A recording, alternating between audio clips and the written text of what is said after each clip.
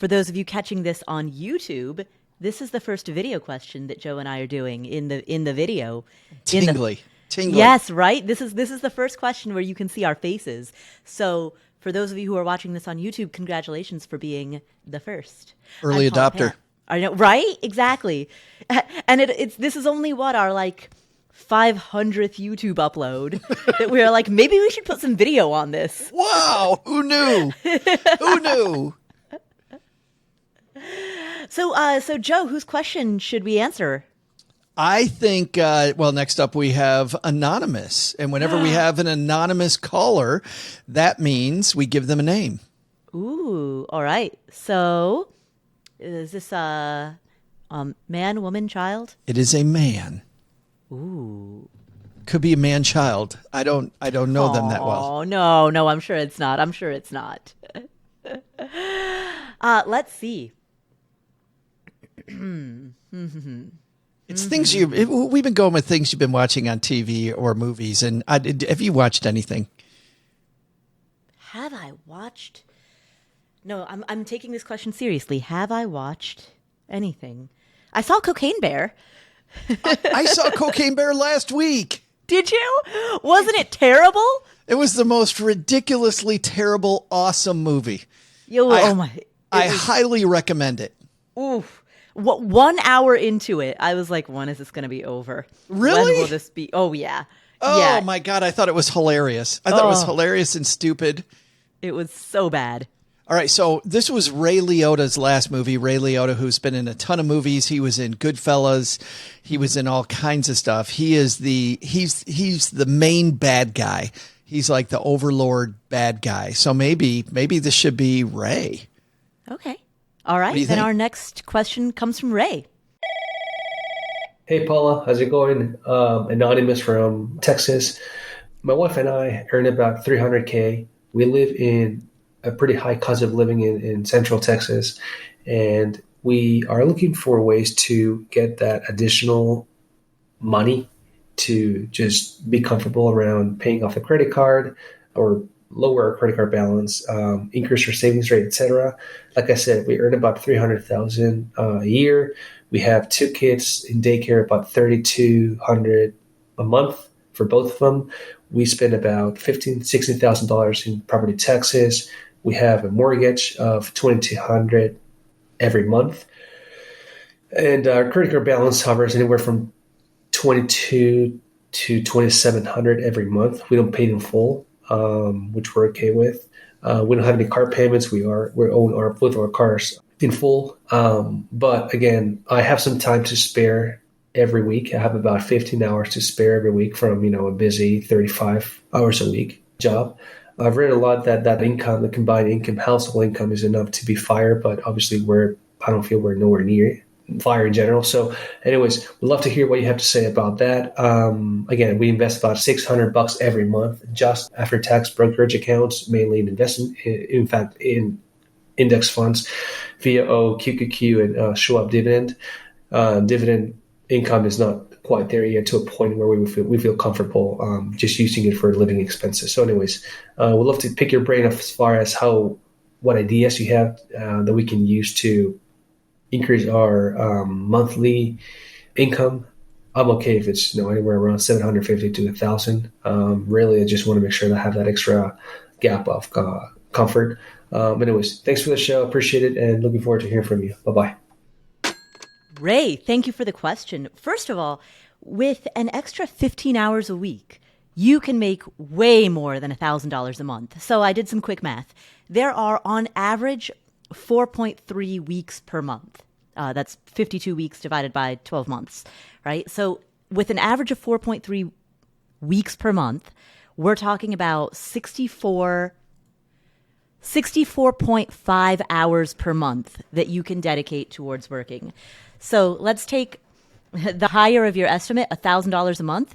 If you were making an average of $15.50 an hour, so again, $15 per hour, that alone would be enough to bring in an extra $1,000 a month. I have total confidence that you can make more than $15 an hour, right? So if you brought in, on average, let's say $45 an hour in whatever side hustle you're doing, and we can talk about some of those ideas in a moment. I mean, if you brought in on average $45 an hour, then that extra time could be an extra $3,000 per month before taxes. You know, that said, though, Paula, the first thing I want to caution, not just Ray on, because I do like the idea of using this extra time, bringing in other income, but without the right money management tools in place, a lot of times people focus on the income side. The big thing is to create a gap. And by the way, I also think that Ray's thinking about this correctly from another standpoint, that a lot of us that listen to money podcasts, like we focus just on the expense side. How can I spend less, when often the answer is exactly what Ray's talking about. However, this is what happened in my life. Because early on, and I was a money disaster, because I didn't have good savings habits, I did a horrible job, just a horrible job of using that income correctly. So because I didn't have any systems, Paula, if I'd made 100,000, I would have spent 120. If I would have made 120, I would have spent 140. And the lie I kept chasing, and it was a lie, was that I could just earn more money to solve my money issue. And that is a lie. And I think a lot of people live that, right? They're just like, okay, things will get better if I just get the next raise. Things will get better if I get the next promotion. Things will get better. Things will get better things got better for me when I locked down some good money management systems. So I would just say to Ray, yes, I love it. And I think, like you, Ray can make more than $1,550. I think he can as well. But I'd also want to talk to him about his systems of how he's going to make sure that money creates a gap. And that is not, a lot of people think it's discipline. Like discipline is going to be the answer, like it is, working out or whatever it might be. But Paula, as well as most people know, better than most, that the discipline is not the answer at all with your money. Mm-hmm. Anyone who's relying on discipline does not understand how behavior works. And that's also true for working out as well. Working out ultimately becomes a habit. It's not a discipline. It's a habit, right? But the cool thing in this case, but in this case, it doesn't even have to be a habit. You set it up on automatic payments and it just goes. So it's even easier. In fact, actually, if we want to use the working out analogy, and then this isn't, so, sorry, this is how my brain works. All right. I've always wondered. I have always wondered. There are, like Nepal, for example. Nepal, we use squat toilets, right? And what that means is that you have to squat every time you poop, no matter how old you are, right? Your entire life, anytime you want to number two, you must squat. So it creates this automation. You have to do, assuming you poop once a day, you have to squat at least once a day, even when you're 85 years old. And so it creates the society where 85-year-olds can squat, right? Right? Because you never lose that sense of movement, right? You practice it, and it's automated, so to speak, right? It's automated because it's built into the very structure of society. And so even when you're 60, 70, 80, 90 years old, you can pop into a full squat just like that. It's incredible. Yeah, so that is automation. That's automation at its finest. I wasn't talking about that's incredible an 85-year-old can squat. I'm saying it's incredible that you can turn this into a poop analogy. Yeah. That Paula's first thought was, hey, I got the perfect analogy for this. I'm like, this reminds me of how Nepalese people poop. That's the quality that we get here at Afford Anything. No, but it is a great analogy because it's automatic. It just happens. So I would say no matter, Ray, what you set up, what income you come in, I wouldn't just be thinking about that. I'd be thinking about how do I make it so I never see this money? So it automatically goes to what the area is. And one thing you say that you're comfortable with that I'm not comfortable with is the fact that you don't pay off all the money on your credit card every month. Ding, ding, That's ding. that's like 20 to 24% interest probably going into somebody else's pocket. Think about paying an extra 20% on all that stuff. Right? Forget it. So Ding. Yeah, same. And I mean, I don't know. Maybe he's got some teaser 0% interest rate on the credit card for the moment. Even if that's the case, fix the I still habit. don't like it. Make it a habit. Yeah, Yeah. talk about habits. That's the habit. Yeah, and really, and that's the automation. That's the first thing, but that both Joe and I are in agreement that we both want to see you do is set up an automation such that the credit cards get paid in full automatically every month. Just set it to auto pay for the complete full amount. And that is where the extra income, if you need the money, especially if you need that jump start at it, that's where the side hustle, that's where the extra income comes in. But I agree with you, Joe. I don't want him to start the side hustle without also simultaneously starting auto pay in full for the credit card. Yeah. Yeah. That's the at the very equivalent of least the squat toilet. Yeah. Well, and into those investments that he has. So he has these investments. The other thing I didn't hear about was tax shelters. If he's going to need some of this money after 59 and a half, let's put that money in a tax shelter so he avoids the friction of paying tax on any gains it makes, any dividends that get paid out, any of that stuff. Get it inside a tax shelter so he doesn't have to. It's certainly part of it he's going to want for after 59 and a half. So at the very least, you should have some money going. Maybe he does, and he didn't mention it, but I didn't hear it. Right. Yeah. Now for making more money, for making more money, because he was asking about like what our thoughts are there. I think, you and I have a mutual friend, a guy named Nick Loper, who's got who is always got just a ton of weird ideas to make money at Side Hustle Nation. Nick's podcast you can find wherever you're listening to us. I thought of Nick right away when he was talking about, what could I do? Well, I think what Nick does well is he takes this big cacophony of various side hustles and he puts it into a framework. And his framework essentially boils down to three broad categories. There are the side hustles that fall into the category of gig economy work. This is stuff like driving for Uber or DoorDash or becoming a dog walker on Rover, something like that, right?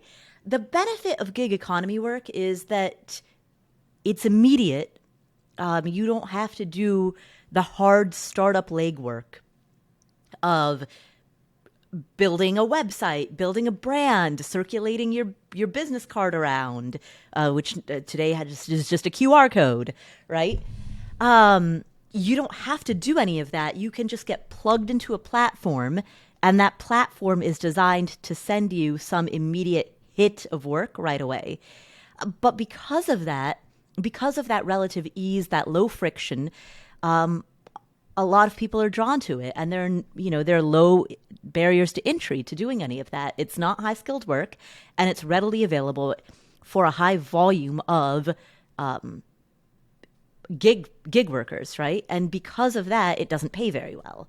So gig work is fine if you just need a quick hit of cash right away. Like if you're in an emergency situation and you're like, I need something this week or this month, right? It's fine for that. It's fine as a short-term Band-Aid, but it's not something that I would want anyone to do full-time or long-term. Beyond that, there are two other categories of side hustles. And broadly speaking, you either sell your expertise in the form of time, right? In the form of like you are an expert in knowing how to play the guitar or play chess or speak French, right? Or Spanish or Italian. And there are people who are willing to pay for that. So you can sell, or maybe you're an expert in graphic design or full stack WordPress PHP coding, right? Whatever it is that you do, you have this very specific skill that has higher barriers to entry because it took you a while to develop that skill. And that therefore you can command a higher hourly rate for having that skill, right? Either as a consultant or as a tutor or as an expert witness, right? There are many ways that you can monetize having a skill that took you time to develop. So that's another broad category of side hustles. And then the final broad category of side hustles are products. And actually, when it comes to selling products, the real daddy of the business is Steve Chu, right? Steve Chu, his expertise is e-commerce. And he was recently a guest on this podcast. Oh, has the show aired? I recently interviewed him. I actually don't know if that show has aired or will air relative to when this episode is going to come out. It's aroundish now. Yeah, exactly. To give you a little behind the scenes on our production schedule and how I don't know what's going on around me. But Steve Chu is amazing. He wrote The Family First Entrepreneur. For those of you watching on YouTube, I'm holding it up right now because I literally have it on my desk next to me. And he is the person to tune into if you want the details on e-commerce. Well, or if I think even broader, Paula, if you decide that, because I think that third category of yours could be even broader, which is where I'm going to create an ongoing business. And even if the business is not an actual product, the product might be, it might be something like we do, even for those people reading Steve's book about creating it the right way. His book to me answered a question I used to ask entrepreneurs when they would come into my office. I would say, are you working for the business or is the business working for you? And for 99% of people, everybody knows what they answered. No, I've become an employee of my business. Like I created this beast and I work 24/7 and it is not at all what I dreamt of when I started it. And Steve is great at turning that around. Right. At going, no. The business is going to work for you. And the systems he talks about are just amazing. Right. Exactly. So, Ray, I would think about when you're trying to figure out what you want to do with your side hustle, you want to find that Venn diagram intersection between the skills that you have, particularly any skills, knowledge, expertise that takes time to develop. So what special, unique skills do you have? That's one circle of the Venn diagram. The other circle is what problems exist out there in the world. And these don't have to be like, nuclear war. Like the problem could be people want to learn how to speak Spanish, but they don't, and they need help, right? But you'll get paid more if you get paid more if you can solve nuclear war. Well, yes. Right. But like that's an example of a problem. Like people have all kinds of, maybe their problem is that they're grappling with some kind of lawn care like issue, right? Like there are all kinds of micro problems that people in your area need solved. So what skills do you have? What problems exist out there that other people need solved? And then the third circle is what are people willing to pay for? Because there are a lot of problems, and some of those problems people are willing to pay to solve. Other problems people are not. So your skills, the problems that exist, and then the problems that people are willing to pay to find a solution for. That Venn diagram intersection is where you find your optimal side hustle. Last place I'd advise, Ray, do not chase a cocaine bear into the forest because it does not end well for you. I don't want to give away the movie because it is an epic with layers and layers of things going on. It doesn't end well. I'll just say that. Layers. Wow. You're really giving it a lot of credit. By the way, did you know that there is a real cocaine bear? There was a real cocaine bear. Yeah, there's a real and he's on display at a shopping mall in Kentucky. And if you go to that shopping mall's Instagram page, you can see that people get their wedding photos taken in front of Cocaine Bear. Really? No, it's true. Really? It's true. I am linking. I'm going to make a note right now. Show notes. Link to Cocaine Bear's Instagram page. The real cocaine bear. Does he look like he's got his face full of powdered sugar? He does not. So the real cocaine bear. So I went on like an internet like deep read. So to see how much of this is based in fact. Like you watched the movie. Yes, exactly. Now Paula's like, is there a book about this? Can I read more? Because the depth of this thing just... So the real cocaine, because, oftentimes cocaine is cut with flour or with baking soda, and to the nose of a bear, that smells like sugar. And so when this cocaine was thrown from the airplane, the real cocaine bear found the bags of cocaine, probably smelled the flour or the baking soda, thought it was sugar, and ate it. And so he ate just bags and bags and bags of cocaine. He survived for about 45 minutes. And then after about 45 minutes, he had literally every system failed. Like, who knew? Who knew that would happen? Right? Yeah, exactly. Just massive cardiac arrest. Every organ just shut down. Wait a minute. The bear in the movie lasted an hour longer? Yeah. Yeah. So in the movie, the bear goes on a killing spree, but in real life, the real cocaine bear, lived for about 45 minutes and then had a very gruesome demise, and is now taxidermied and on display at a shopping mall in Kentucky. And if you're looking for a place to get wedding photos taken, you can do it there. Because where else are you going to get your wedding photo taken? You heard it first on the Afford Anything podcast. Ray is like, how did my question lead to this? It's like, I don't know where they're at. Who knows? This is what you get when you're an anonymous caller. Well, yeah, cocaine bear and the poop analogy, all in the same show. Oh, wow. Yeah. High class here at the Afford Anything podcast. See who's next, so maybe we can do another one. Ray, thank you for your question. And big takeaway, please, Joe and I both really want you to set up an automatic payment in full on your credit cards every month. Do that with your side hustle income. And also, once you've done that, second priority is divert more of that side hustle income into saving in tax-advantaged accounts.